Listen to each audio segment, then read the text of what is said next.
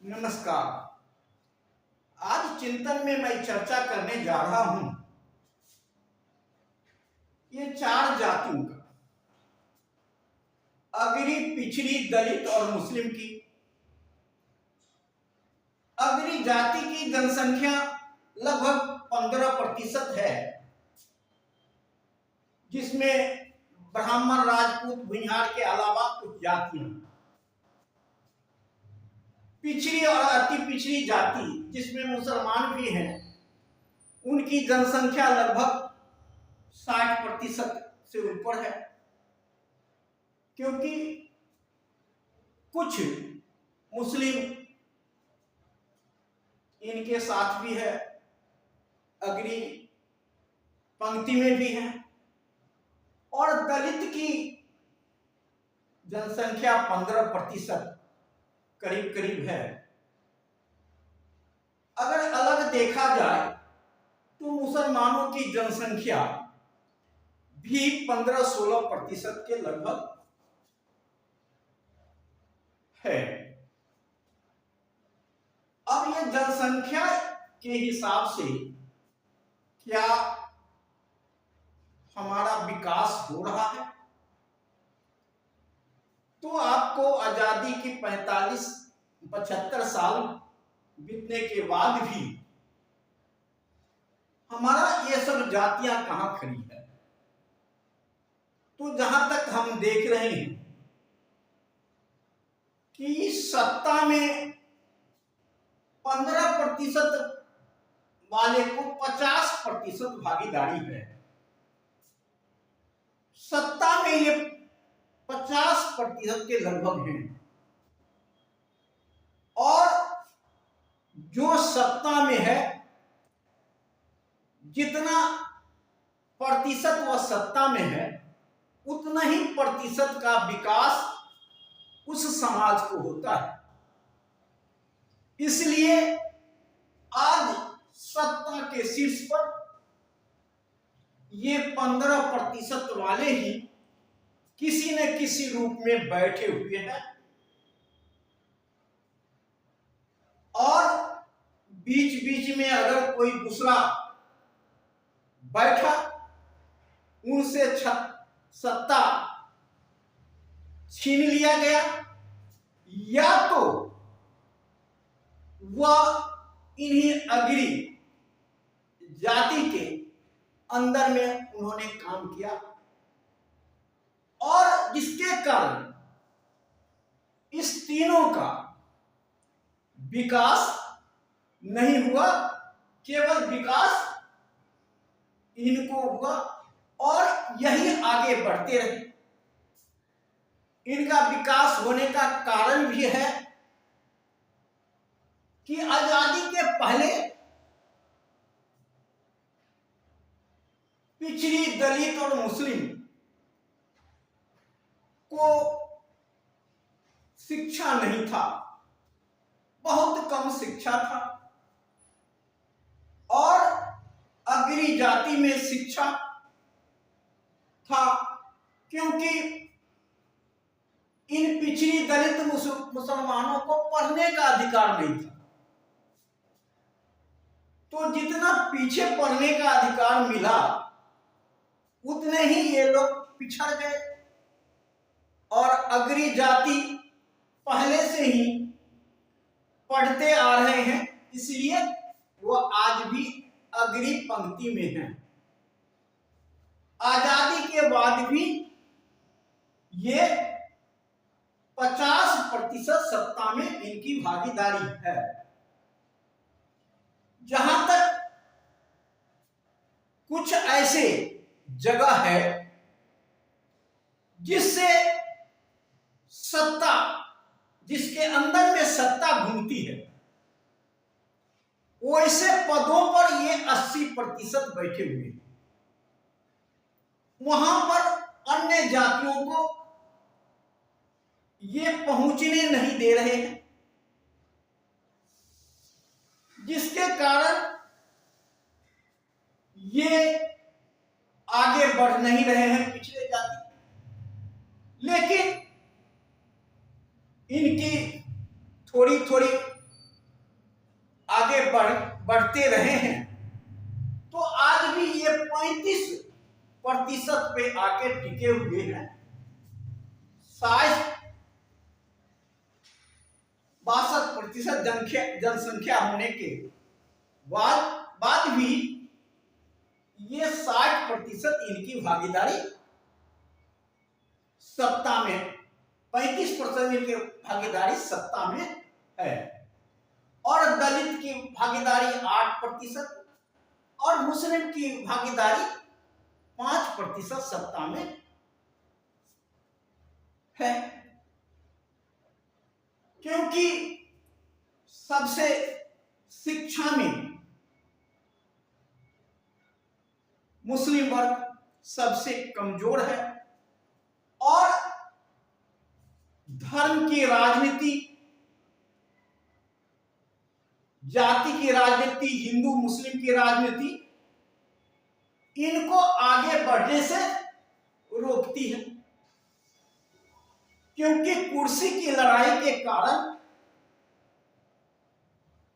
ये कुर्सी की लड़ाई में ये जाति पिछड़ जाती है,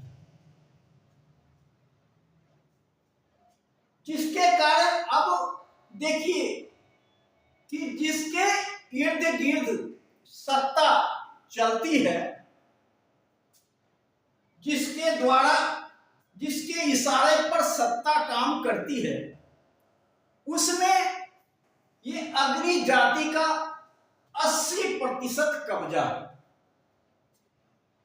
आप सोच के आश्चर्य करेंगे, 100 में 80% पर कब्जा है। इसीलिए अन्य पिछड़ी दलित और मुसलमान को ये आगे बढ़ने नहीं देते। लोग आगे नहीं बढ़ पाता है, उनको रोक दिया जाता है। शिक्षा, समान शिक्षा रहते हुए भी उनको पीछे कर दिया जाता है। आप देखेंगे जज हमारे देश में जज की संख्या देखेंगे तो शायद पिछड़ी दलित और मुसलमान में तो नहीं है, और दलित में भी कुछ है तो उनका आरक्षण मिला हुआ है, इसलिए वो पहुंचे हुए, नहीं तो वो भी मुसलमान के तरह ही रहते। अब IAS और IPS ये इस जगह पर भी इनकी संख्या 80% है। प्रशासन इसी के इर्द गिर्द चलती है और इसी के द्वारा सब कुछ होता है।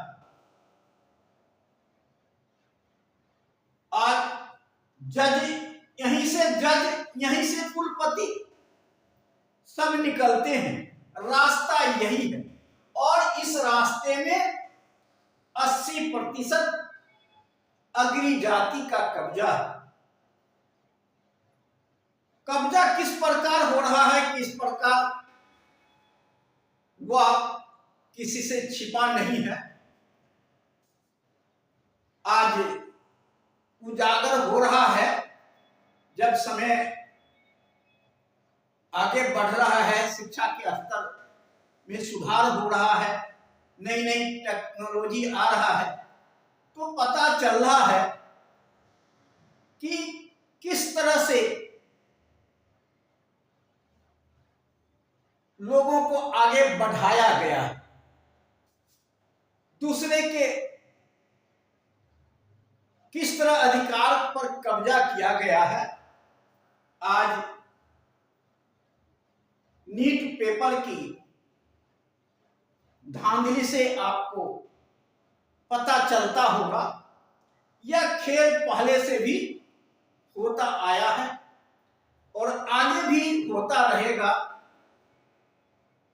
तो आप यह देख रहे हैं कि पूरे सत्ता पर इनका ही कब्जा है।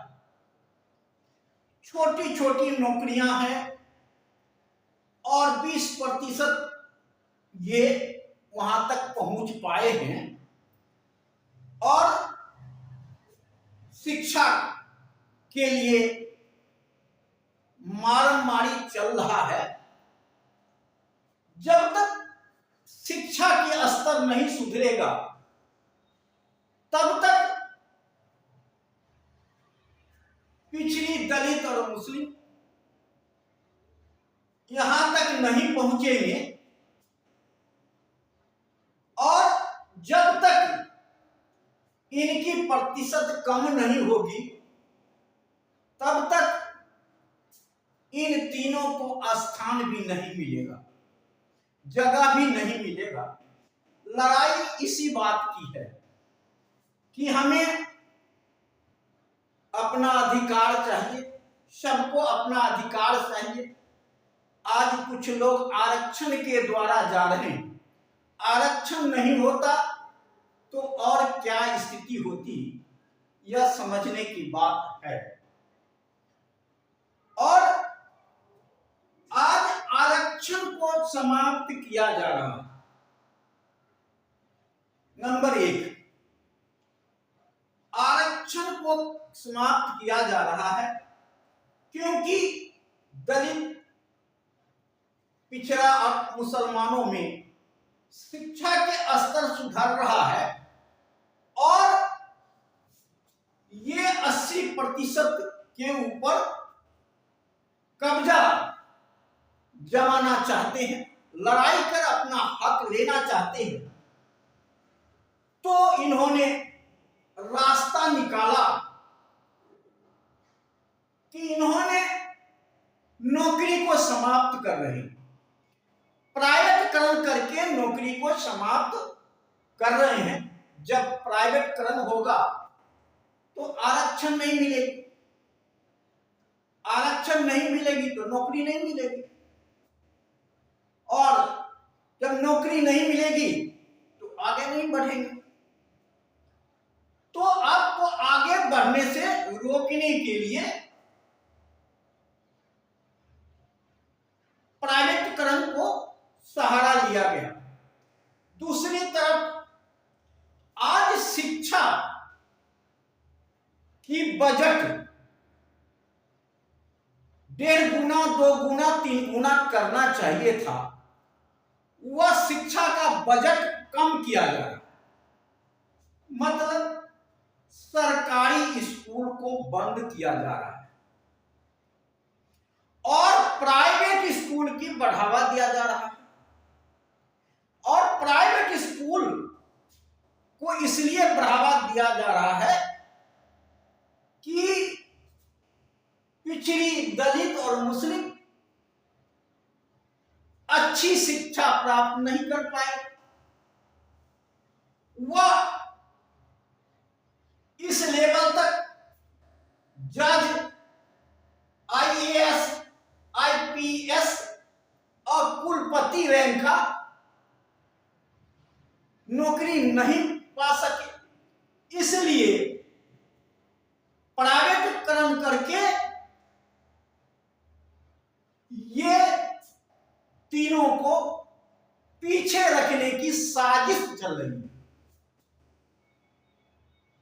और इसी साजिश का शिकार आज पूरे देश के पिछड़ी, दलित और मुस्लिम है। जब तक शिक्षा नहीं होगा तब तक वह समाज कभी आगे नहीं बढ़ेगा